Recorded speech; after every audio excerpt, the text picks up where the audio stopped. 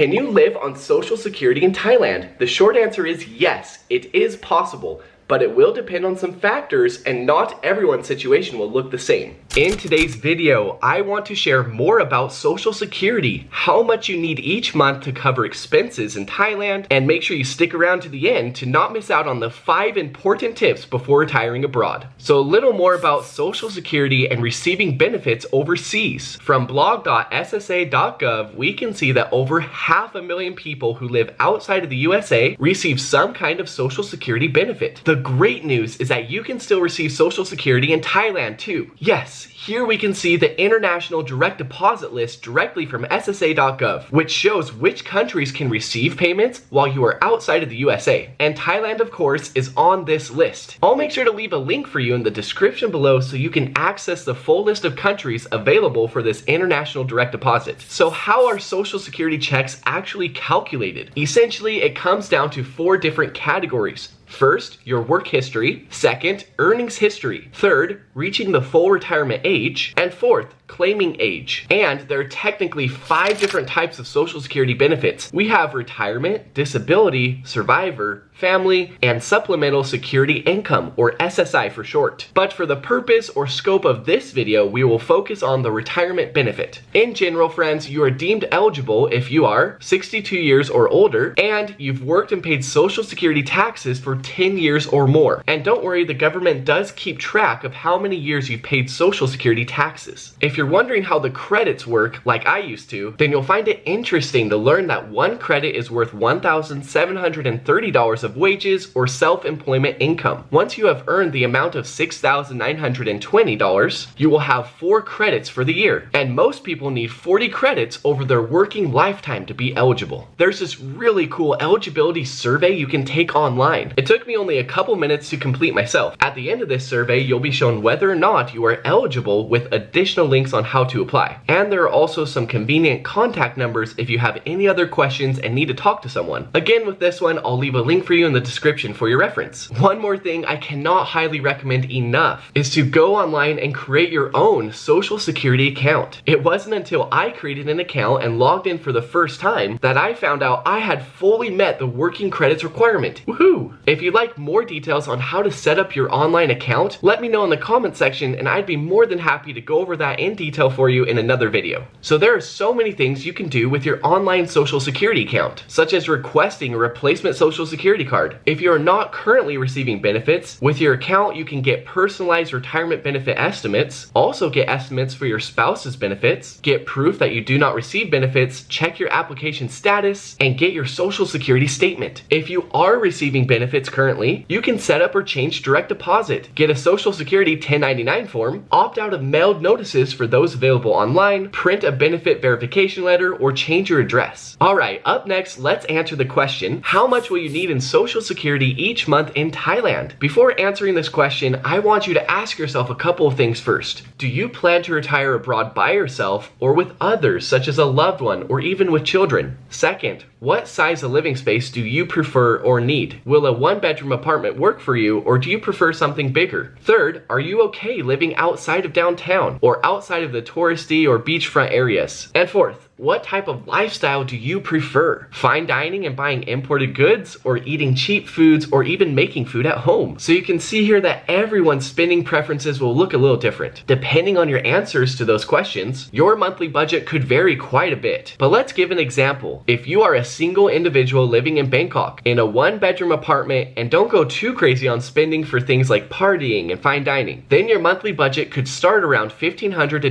$2,000 a month. Remember that in general, street food can be very cheap, and there are actually many affordable housing options starting at just $200 a month. Alright, so will Social Security benefits be able to cover that amount? First of all, let's take a look at the average Social Security payment since 2010. We can see that these monthly amounts have steadily increased throughout the years, with $1,907 in 2023. Remember though that these are averages, and one person may qualify for more while another may qualify for less each month. So if you do end up with $1,900 or more, then yes, you could potentially cover your living expenses in Thailand. But I would like to recommend a few things to you before making a decision. Let's discuss now the 5 valuable things to consider before retiring overseas in Thailand. Number 1 is to not rely on one source of income, whether it's Social Security, a 401k, or some other type of retirement savings account. It's good to not rely solely upon one income in retirement. What if something were to happen and you don't have that one source of income, or it suddenly becomes less than what you planned for each month? You'd have to rapidly cut back on your spending, or maybe even need to downsize your living space. Hopefully it doesn't get worse than that. So get yourself prepared for retiring abroad by making sure you have more than one source of income in retirement. Currently, I am in Asia with my wife and 2 children. We have income coming from multiple sources such as rental income, dividends, and business. Once I hit retirement age, I also plan to receive income from accounts in the stock market and Social Security. So friends, I cannot highly recommend enough this step. It will give you a great sense of calm and peace of mind. To add even another level of financial peace during your time abroad, you can start to save up an emergency fund.